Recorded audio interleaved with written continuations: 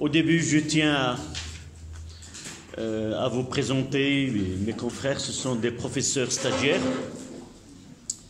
qui ont choisi votre classe et mes classes afin d'assister à des cours et d'enrichir leur côté professionnel.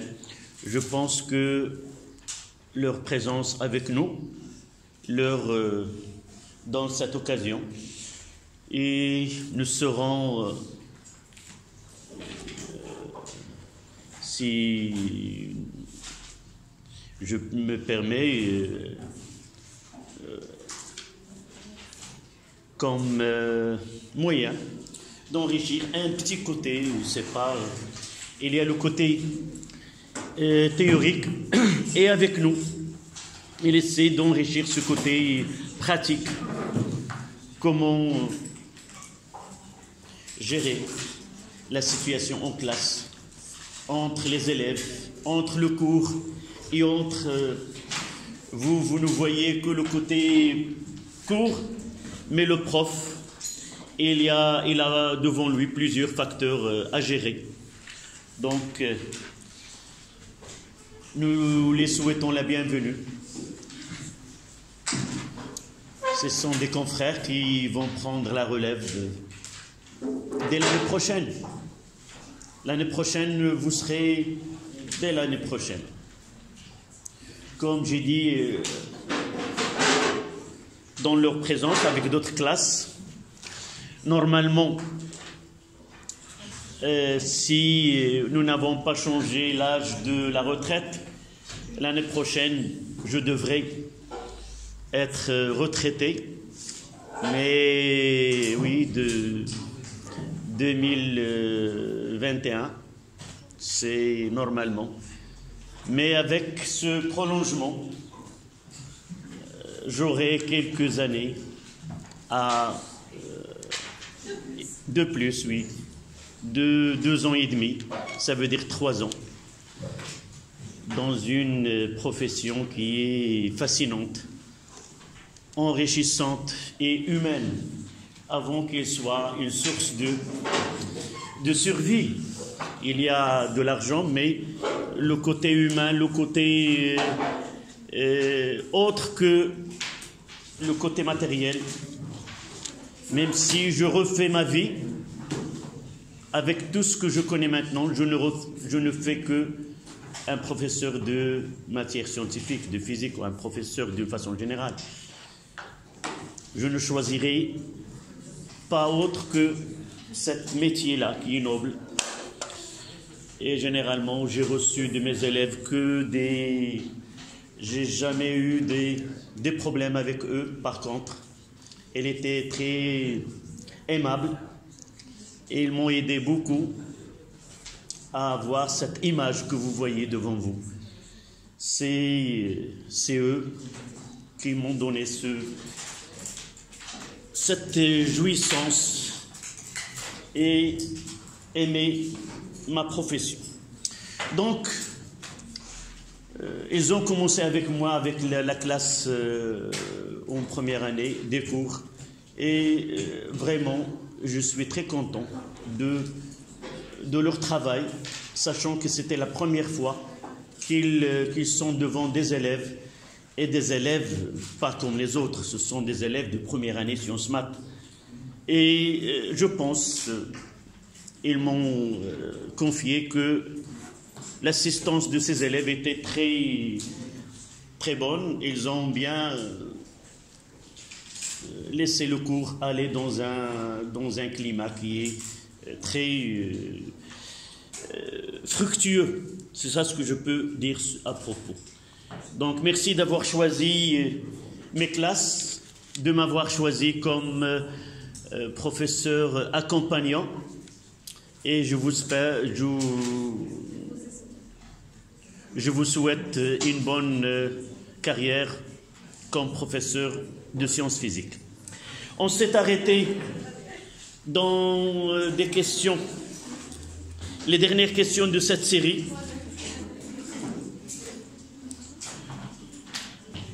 Rappelez-moi la question 3, 4, 2.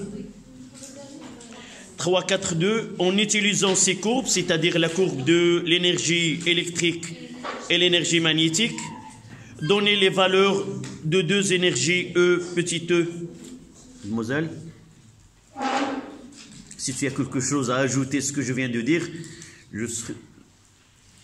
tu peux exprimer ce que tu veux dire. Non? Uniquement bilatéral, c'est une discussion bilatérale, d'accord. Tu la laisses à la récréation.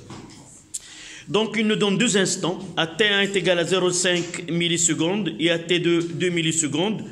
Et nous devons déterminer la valeur de ces énergies à T1 et T2. Par la suite, il nous demande de comparer les variations simultanées de ces énergies emmagasinées dans le condensateur et dans la bobine entre ces deux dates. Je pense que je vous ai dit avant que le but de cette série, c'est uniquement de travailler sur des courbes. Ce n'est pas le côté théorique, mais sur des côtés pratiques. Comment travailler sur une courbe et déterminer les informations demandées. Donc, à l'instant T1, c'est 0,5 millisecondes. Donc, je noterai 3, 4, 2. Et je commence par l'énergie électrique à l'instant T1, qui est égale, je ne vais pas utiliser une formule mathématique. Pourquoi? Non, au début. Pourquoi je ne vais pas utiliser son expression qui est 1 demi CUC au carré? Parce que la courbe, il nous donne l'énergie d'une façon directe avec le temps. S'ils nous ont donné UC, d'accord, on va mettre 1 demi CUC au carré, et je lirai la valeur de UC à l'instant T1 et je vais faire les calculs. Ici, c'est une détermination qui est directe. C'est, oui, par lecture. Je rappelle, parce que pour des élèves, généralement, c'est difficile, pas pour tout le monde. J'ai une courbe qui est comme ça. La première des choses, c'est identifier la courbe correspondante à l'énergie électrique. Nous l'avons fait dans les questions précédentes. Dans un exercice similable ou dans un examen, nous travaillons pour l'examen d'un côté et aussi notre formation habituelle. Dans des courbes comme ça, il vaut mieux, une fois que vous avez identifié chaque courbe, de les mettre avec des couleurs différentes. D'accord? Il vaut mieux de retracer E, petit e en vert, parce qu'avec ce courbe-là, je trouverai des difficultés à lire ultérieurement les valeurs, parce qu'avec les deux couleurs, j'arrive pas à les différencier. Donc il vaut mieux de retracer une courbe avec une couleur qui est verte et l'autre avec une couleur. N'utilisez jamais la coloration, un stylo rouge dans un examen. D'accord? Cette couleur, elle est réservée au professeur correcteur qui corrige ses copies. D'accord? Donc, là, à l'instant T1, oui, j'essaie de voir que, je pense que ici, donc là, T1, et je vois que cette valeur, c'est à l'instant T2, je passe à la courbe et je relis de ce côté-là. D'accord? Je pense que ça, c'est pas un problème, mais j'ai vu que certains élèves trouvent cette difficulté. Donc, on lit combien? 0 joules. Et E, petit m, à l'instant T1.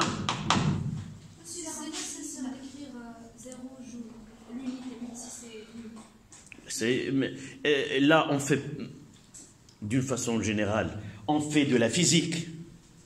On a une grandeur physique. Et généralement, toutes les grandeurs physiques, ils ont une unité. Pour rappeler qu'on travaille vraiment sur une énergie, on donne cette unité-là. On dit que la distance est égale à 0. Mais il faut ajouter 0 mètre. L'unité. Pour donner à celui qui lit ma réponse, il s'agit bien dans un examen, oublier l'unité, ça perd 0,25 points. Qu'elle soit correcte ou non. Même si c'est 0. Même si zéro, oui. On parle toujours une application numérique d'une grandeur physique doit être accompagnée avec une unité. D'accord? Donc, pour l'énergie magnétique, c'est combien? C'est 4. Essayez de lire avec exactitude. Vous avez de petits points. Chaque division, là, il y a 10 petits points. D'accord? Et combien vous essayez de recalculer? C'est 4,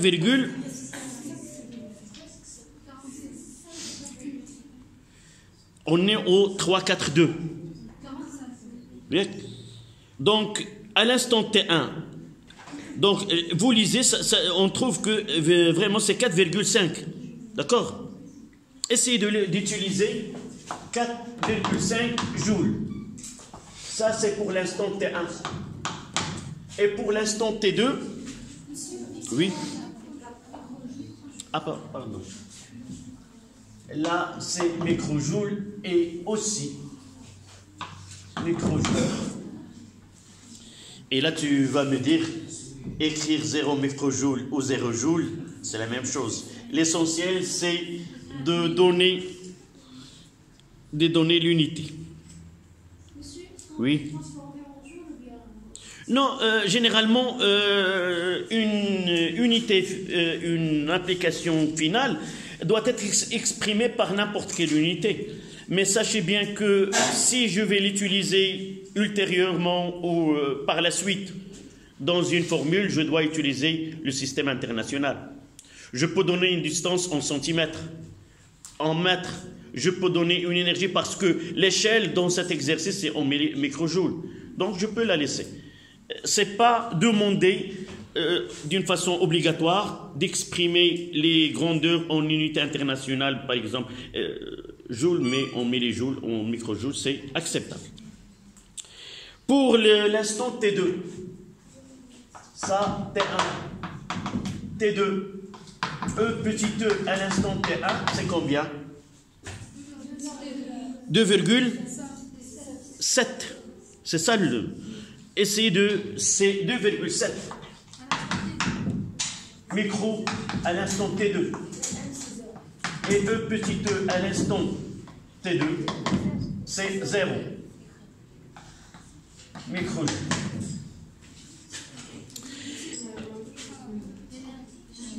Énergie magnétique, oui.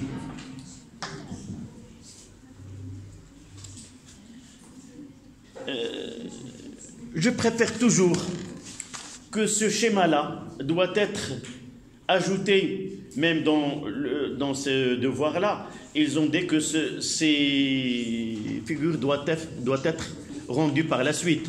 Il vaut mieux pour une mauvaise, s'il vous plaît. Si j'arrive pas à lire d'une façon très exacte cette valeur, une fois que on voit que voilà T1 et j'écris sa valeur, la réponse elle est acceptable. Généralement, on note la méthode avec laquelle on détermine. Mieux avec 2,5, avec un schéma, elle est acceptable.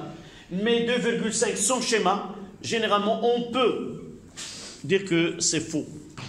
Mais une fois le prof voit la méthode avec laquelle vous avez lu cette valeur, il acceptera, même si elle est... Oui. J'ai dit, en physique généralement, toutes les réponses doivent être justifiées, soit par un procédé mathématique, une démonstration, soit par un graphe, soit par un schéma, soit... Là, si on me demande de lire, ça c'est une compétence qu'on doit l'avoir. Ça veut dire quoi? Je vais montrer à celui qui a posé cette question que je sais lire à partir d'une courbe, d'un graphe, comment utiliser ce graphe. Un abscisse, un ordonnée. Je schématise T1 et je schématise l'énergie correspondante. C'est ça le but de ces exercices. Ce n'est pas arriver à une valeur. Notre but, ce n'est pas d'avoir une valeur, mais de s'assurer que l'élève a vraiment su comment lire une courbe ou un graphe. D'accord? Ça, le cas idéal. Mais généralement, on accepte une réponse graphiquement, E petit e à l'instant T2 est égal. Mais la finalité des choses doit être ainsi. Et pour répondre de cette manière, je dois avoir une habilité qui est grande pour ne pas perdre de temps dans des réponses qui sont de cette manière. Donc je dois m'entraîner à l'avance à cette méthode de réponse. Pendant que mon ami fait la même réponse et dans celle-là, je ferai la même réponse avec pendant la même durée avec un graphe. Ça, il faut l'avoir à l'avance. D'accord? Donc, on demande la variation de cette énergie, delta de E, petit e, est égal à combien?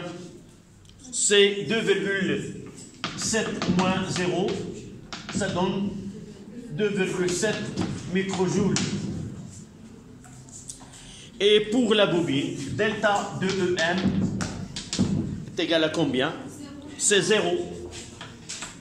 Moins 4,5 et ça donne moins 4,5 microjoules.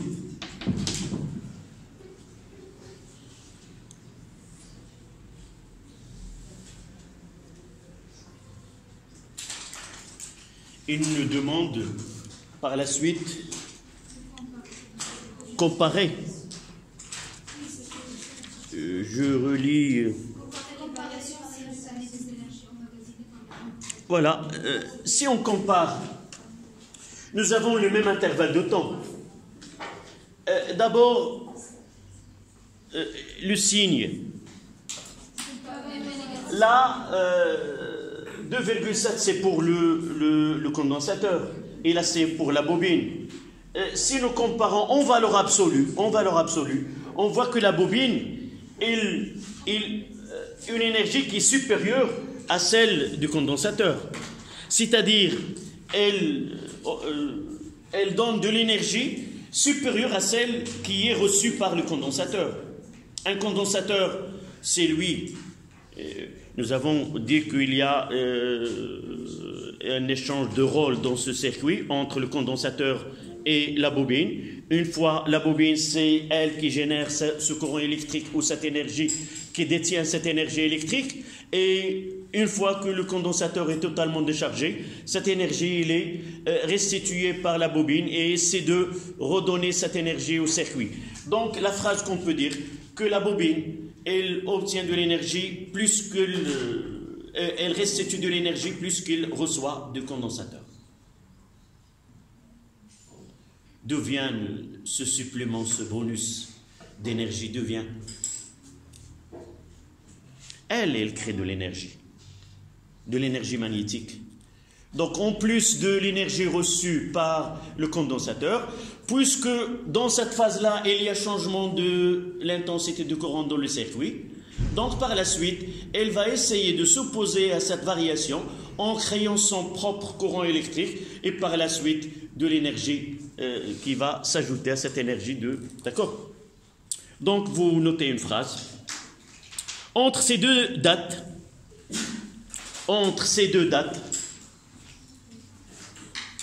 la bobine, entre ces deux dates, c'est-à-dire T1 et T2, la bobine cède plus de l'énergie.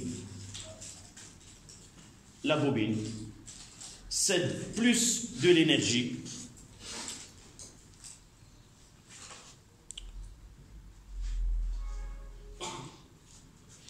que non reçoit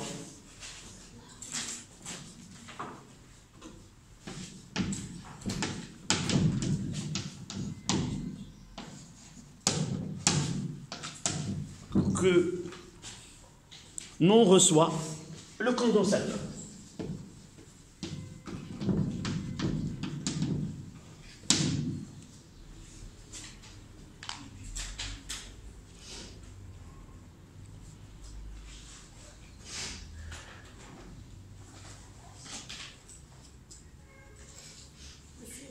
Oui. Donc, dans cette partie, il faut voir là, le signe de l'énergie. Peut-être en première année sciences maths, nous avons donné une signification à la valeur algébrique de l'énergie. Lorsqu'on parle de l'énergie, lorsque la valeur est positive, on dit que le système reçoit de l'énergie.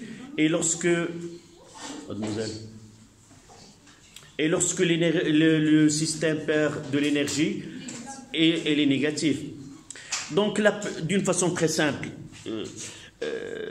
on nous demande de faire un petit bilan. Mais si nous voulons vraiment discuter la question, ce qui se passe vraiment dans le circuit, c'est que là, cette énergie, la bobine, elle perd 4,5 microjoules. Une partie, il est reçue par le condensateur, mais vous savez, l'autre partie où il passera cette partie-là. Et là, elle va être dissipée par effet Joule dans la résistance du circuit, tout simplement. D'accord? En réalité, si nous avons un circuit qui est idéal LC, nous devons trouver la variation de delta de E. La variation de l'énergie électrique doit être égale à la variation de l'énergie magnétique dans la bobine.